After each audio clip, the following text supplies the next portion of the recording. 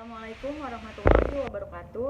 Nama saya Sulistiana dengan NIM 191010501500 dan rekan saya Yola 191010505859. Di sini kami akan mempresentasikan tugas sumber daya manusia kita yang berjudul Orientasi Karyawan.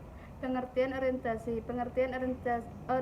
karyawan baru adalah program yang bertujuan memperkenalkan tentang kehidupan sosial, budaya, dan lingkungan kerja di sekitar tempat kerja.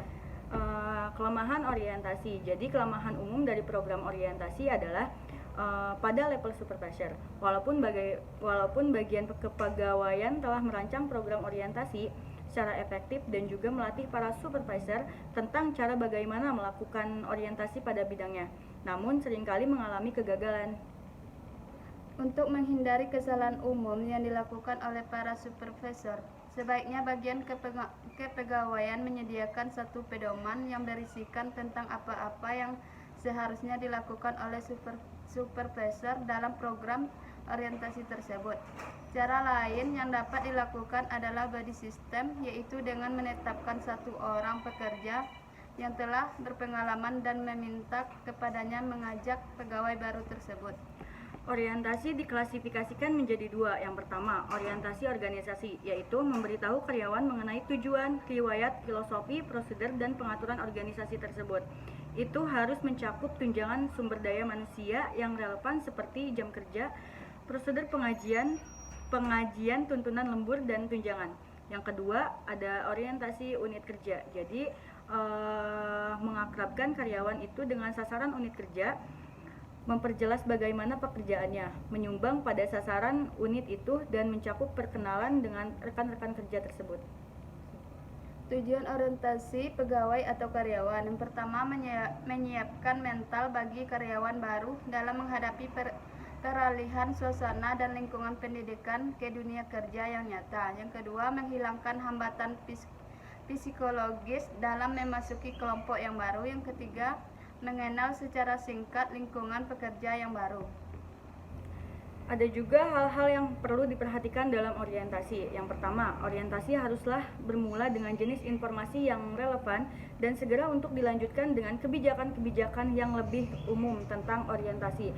Yang kedua, bagian paling signifikan adalah sisi manusianya, memberikan pengetahuan kepada karyawan baru tentang seperti apa para penyelia dan rekan kerjanya, berapa lama waktu yang dibutuhkan. Yang ketiga, karyawan harus sepatutnya didorong dan diarahkan dengan lingkungan oleh karyawan atau penyelia yang berpengalaman.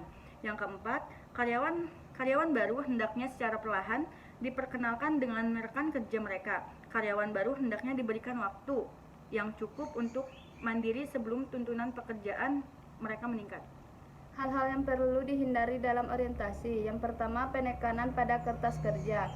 Karyawan baru biasanya hanya diberikan sambutan sepintas lalu mengisi formulir yang dibutuhkan oleh HRD, kemudian disarankan langsung kepada penyelia. Yang kedua, tinjauan yang kurang lengkap mengenai dasar-dasar pekerjaan.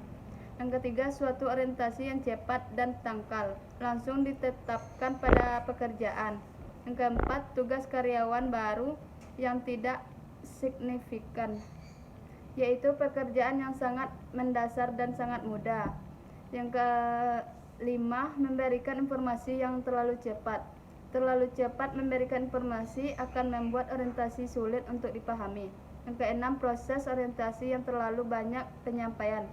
Yang terlalu cepat dapat mengakibatkan karyawan baru mati lemas.